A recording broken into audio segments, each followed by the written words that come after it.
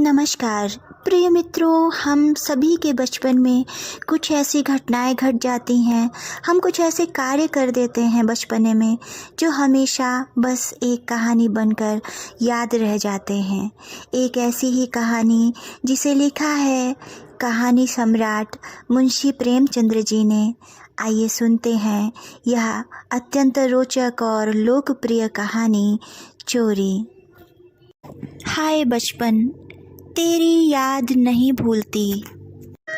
वह कच्चा टूटा घर, वह पुआल का बिछौना, वह नंगे बदन नंगे पाँव खेतों में घूमना, आम के पेड़ों पर चढ़ना, सारी बातें आँखों के सामने फिर रही हैं। चमरौधे जूते पहनकर उस वक्त कितनी खुशी होती थी, अब फ्लैक्स के बूटों से भी नहीं होते। गरम पनवे रस में जो मज़ा था वह अब गुलाब के शरबत में भी नहीं। चबेने और कच्चे बेरों में जो रस था वह अब अंगूर और खीर मोहन में भी नहीं मिलता।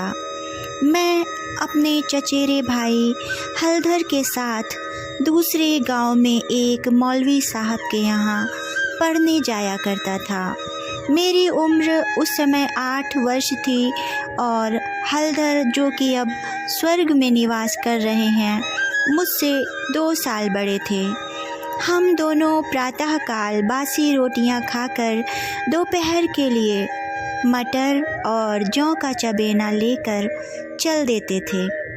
फिर तो सारा दिन अपना था। मौलवी साहब के यहाँ कोई हाजिरी का रजिस्टर तो था नहीं और ना गैर हाजिरी का जुर्माना ही देना पड़ता था। फिर डर किस बात का। कभी तो थाने के सामने खड़े सिपाहियों की कवायद देखते, कभी किसी भालू या बंदर नचाने वाले मदारी के पीछे पीछे घूमते, इसी में सारा दिन काट देते। कभी रेलवे स्टेशन की ओर निकल जाते और गाड़ियों की बहार देखते। गाड़ियों के समय का जितना ज्ञान हमको था उतना शायद टाइम टेबल को भी नहीं था। रास्ते में शहर के एक महाजन ने एक बाग लगवाना शुरू किया था। वहाँ एक कुआं खुद रहा था। वह भी हमारे लिए एक दिलचस्प तमाशा था। बूढ़ा माली हमें अपनी झोपड़ी में बड़े प्रेम से बैठाता था। हम उससे झगड़ कर उसका ही सारा काम करते। कहीं बाल्टी लिए पौधों को सींच रहे हैं, कहीं खुरपी से क्यारियाँ गोड़ रहे हैं, कहीं कैंची से बेलों की पत्तियाँ छांट रहे हैं। उन कामों में कितना आनंद था। माली बाल मनोविज्ञान का ज्ञाता था। हमसे काम भी ले लेता, और लेकिन इस तरह से मानो जैसे हमारे ऊपर कोई एहसान कर रहा हो। जितना काम वह दिन भर में करता हम घंटे भर में निपटा देते थे। अब वह माली नहीं है, लेकिन बाग हरा भरा है।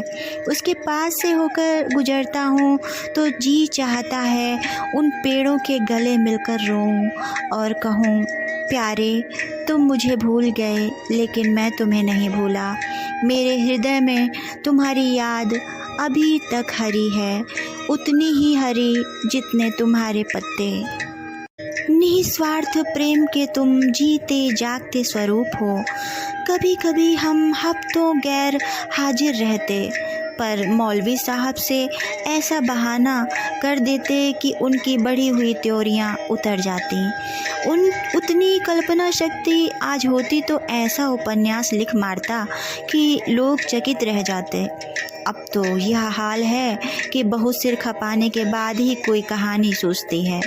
खैर, हमारे मौलवी साहब दर्जी थे। मौलवीगिरी केवल शौक से करते थे। हम दोनों भाई अपने गांव के कुर्मी कुम्हारों से उनकी खूब बड़ाई करते थे। यूँ कहिए कि हम मौलवी साहब के सफरी एजेंट थे। मानो हमारे उद्योग से जब मौलवी साहब को कुछ काम मिल जाता तो हम फूले न समाते।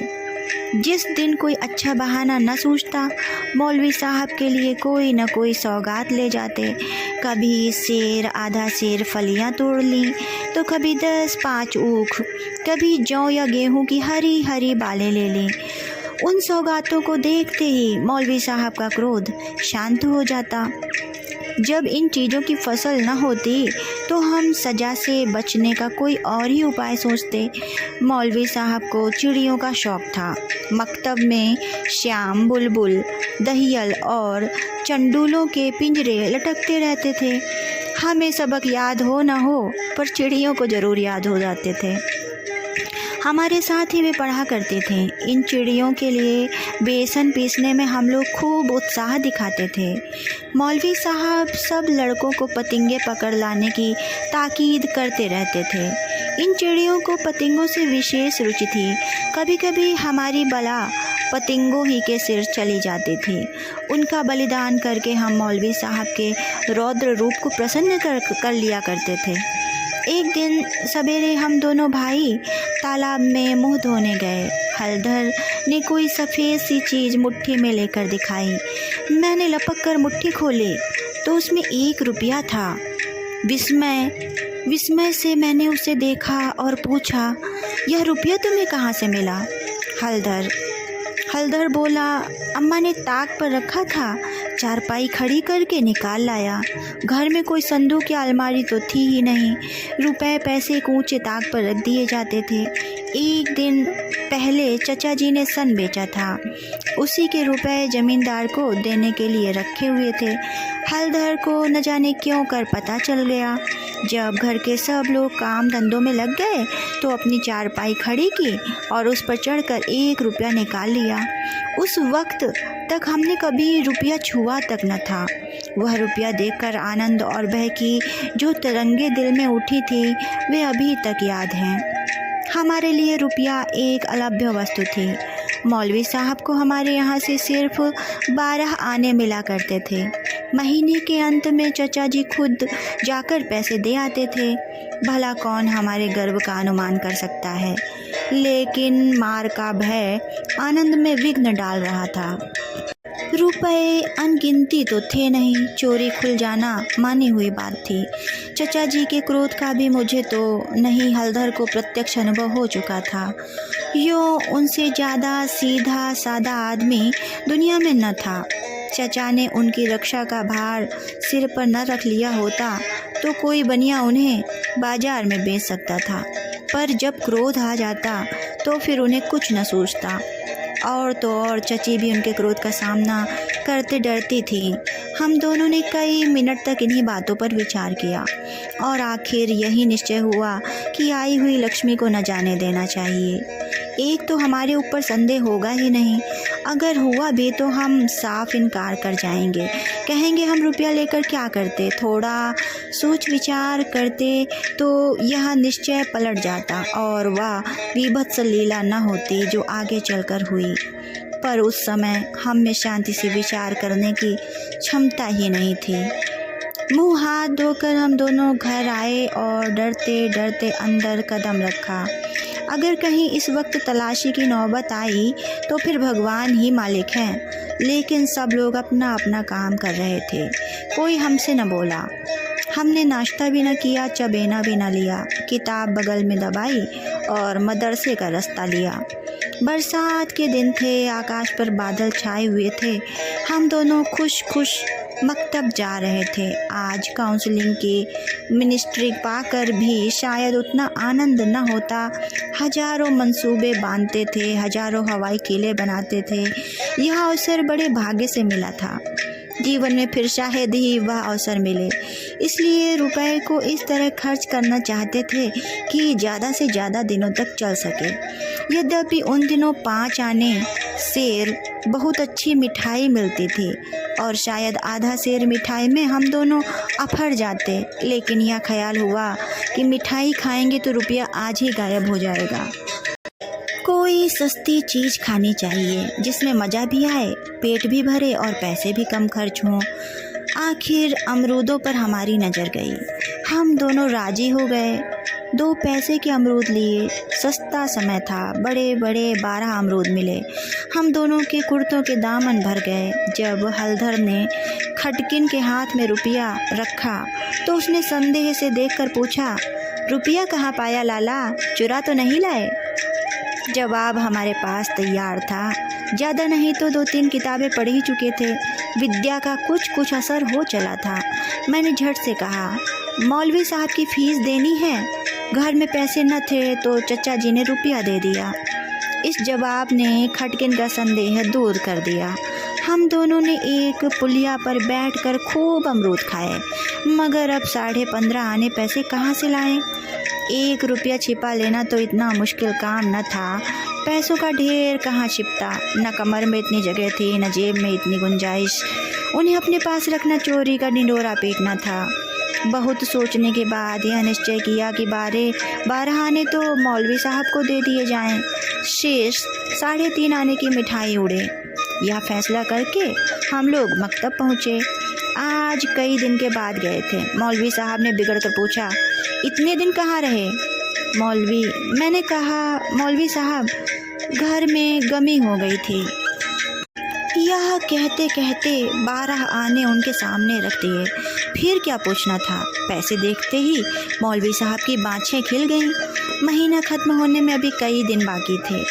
साधारणतः महीना चढ़ जाने और बार बार तकाजे करने पर कहीं पैसे मिलते थे। अब कितनी जल्दी पैसे पाकर उनका खुश होना कोई अस्वाभाविक बात न थी।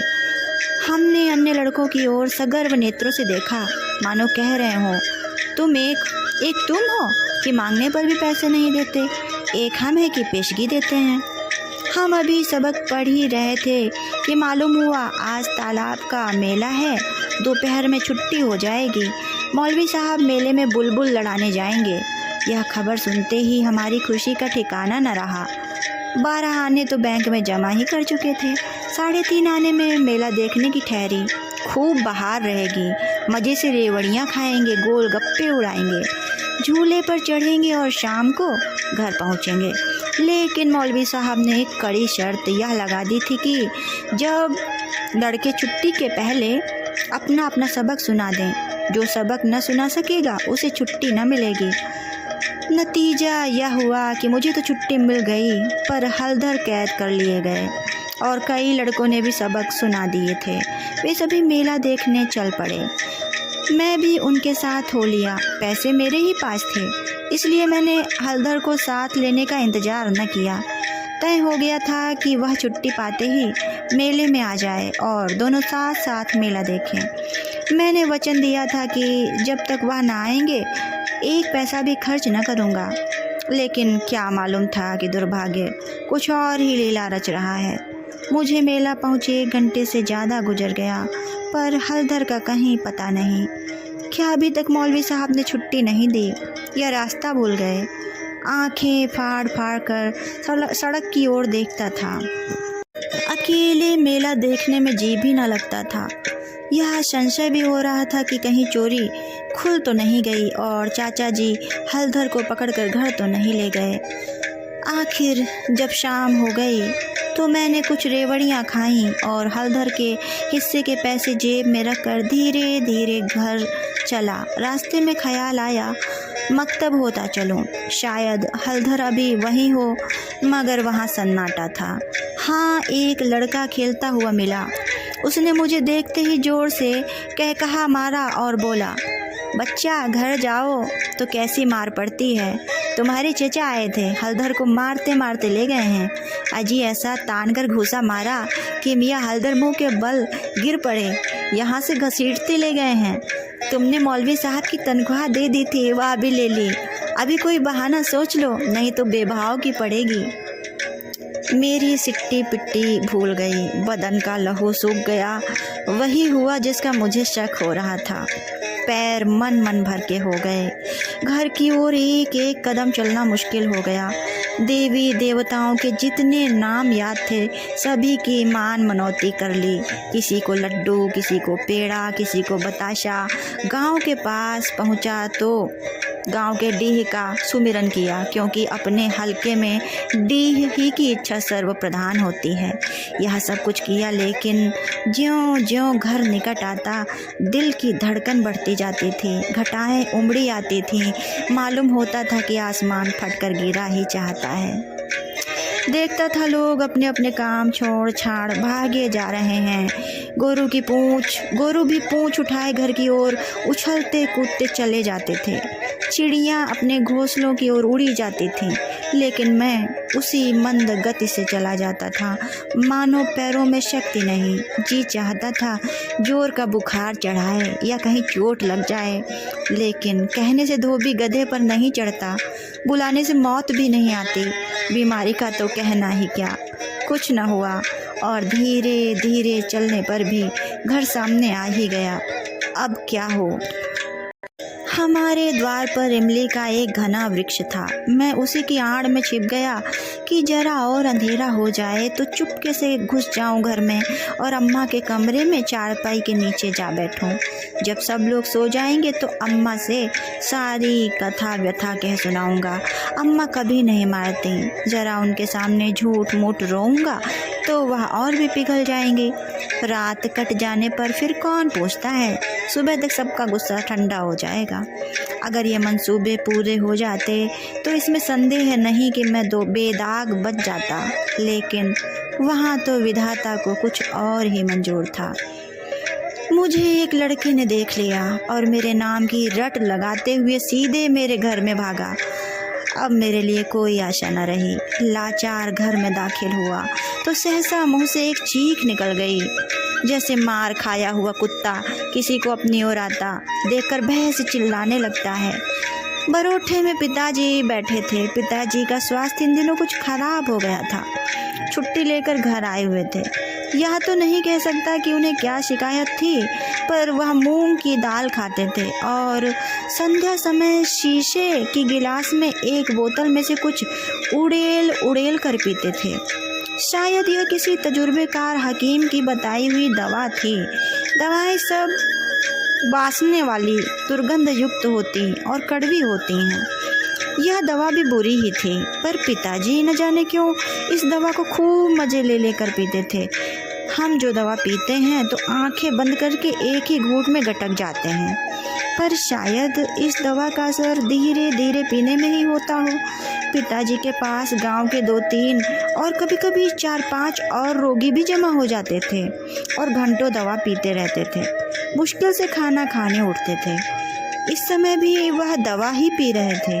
रोगियों की मंडली जमा थी। मुझे देखते ही पिताजी ने लाल लाल आंखें करके पूछा, कहाँ थे अब तक? मैंने दबी जबान में कहा, कहीं तो नहीं। अब चोरी की आदत सीख रहा है, बोल तूने रुपया चुराया कि नहीं? मेरी जबान बंद हो गई। सामने नंगी तलवार नाच रही थी, शब्द भी निकालते हुए डरता था। पिताजी ने जोर से डांट कर पूछा, बोलता क्यों नहीं? तूने रुपया चुराया कि नहीं? मैंने जान पर खेल कर कहा। मैंने कहा, मुंह से पूरी बात भी न निकलने पाई थी कि पिताजी ने विकराल रूप धारण कर लिया। दांत पीसते झपट कर उठे और हाथ उठाए मेरी ओर चले। मैं जोर से चिल्लाकर रोने लगा। ऐसा चिल्लाया कि पिताजी भी सहम गए। उनका हाथ उठा ही रह गया। शायद समझे कि जब अभी से इसका यह हाल है, तब तमाचा पड़ जाने पर कहीं इसकी जान ही न निकल जाए। मैंने जो देखा कि मेरी हिकमत काम कर गई, तो और भी गला फाड़ फाड़ कर रोने लगा। इतने में मंडली के 2-3 आदमियों ने पिताजी को पकड़ लिया और मेरी ओर इशारा किया कि भाग जा। बच्चे ऐसे मौके पर और भी मचल जाते हैं और व्यर्थ मार खा जाते हैं, लेकिन मैंने बुद्धिमानी से काम लिया। लेकिन अंदर का दृश्य इससे कहीं भयंकर था। मेरा तो खून सर्द हो गया। हलधर के दोनों हाथ एक खंभे में बंधे थे। सारी देह धूल धूसरित हो रही थी और वह अभी तक सिसक रहा था। शायद वह आंगन भर में लौटा था। ऐसा मालूम होता कि सारा आंगन उसके आंसुओं से भर गया है। चची हलधर को डांट रही थी और अम्मा बैठी मसाला पीस रही थी। सबसे पहले मुझ पर चची की निगाह पड़ी। बोली, लो वह भी आ गया। क्यों रे, रुपया तूने चुराया था कि इसने? मैंने निशंक होकर कहा, हलधर ने। अम्मा बोली, अगर उसी ने चुराया था तो तूने घर आकर किसी को कहा क्यों नहीं? अब झूठ बोले बगैर बचना मुश्किल था। मैं तो समझता हूँ कि जब आदमी को जान का खतरा हो तो झूठ बोलना क्षम्य है। हलधर मार खाने के आदी थे, 2-4 घूंसे और पड़ते तो उनका कुछ न बिगड़ सकता था। मैंने मार कभी न खाई थी, मेरा तो 2 ही 4 घूंसों में काम तमाम हो जाता। फिर हलधर ने भी तो अपने को बचाने के लिए मुझे फंसाने की चेष्टा की थी ना, नहीं तो चची मुझसे यह क्यों पूछती, रुपया तूने चुराया या हलधर ने? किसी भी सिद्धांत से मेरा झूठ बोलना इस समय प्रशंसा योग्य तो नहीं पर क्षम्य जरूर था। मैंने छूटते ही कहा, हलधर कहते थे किसी से बताया तो मार ही डालूंगा। अम्मा ने कहा, देखा वही बात निकली ना, मैं तो कहती थी कि बच्चा की ऐसी आदत नहीं, पैसा तो वह हाथ से कभी छूता ही नहीं, लेकिन सब लोग मुझे को उल्लू बनाने लगे। मेरा बच्चा ऐसा कोई काम नहीं करता। हलधर बोला, मैंने तुमसे कब कहा था, बताओगे तो मारूंगा। मैंने कहा, वही तालाब के किनारे तो। हलधर, अम्मा यह बिल्कुल झूठ बोल रहा है। चची, झूठ नहीं सच है, झूठा तो तू है और तो सारा संसार सच्चा है। तेरा नाम निकल गया है ना, तेरा बाप नौकरी करता, बाहर से रुपए कमा कर लाता, 4 जने उसे भला आदमी कहते तो तू भी सच्चा होता। अब तो तू ही झूठा है। जिसके भाग में मिठाई लिखी थी उसने मिठाई खाई, तेरे भाग में तो लात खाना ही लिखा था।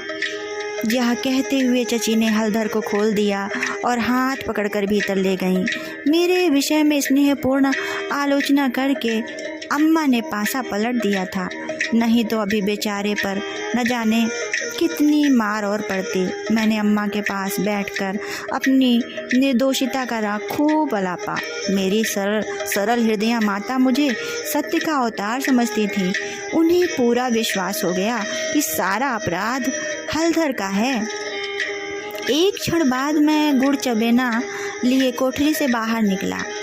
हलधर भी उसी वक्त चिवड़ा खाते हुए बाहर निकला। हम दोनों साथ साथ बाहर आए और अपनी अपनी आप बीती सुनाने लगे। मेरी कथा सुखमय थी और हलधर की कथा दुखमय, पर अंत दोनों का एक था और वह था गुड़ और चबेना।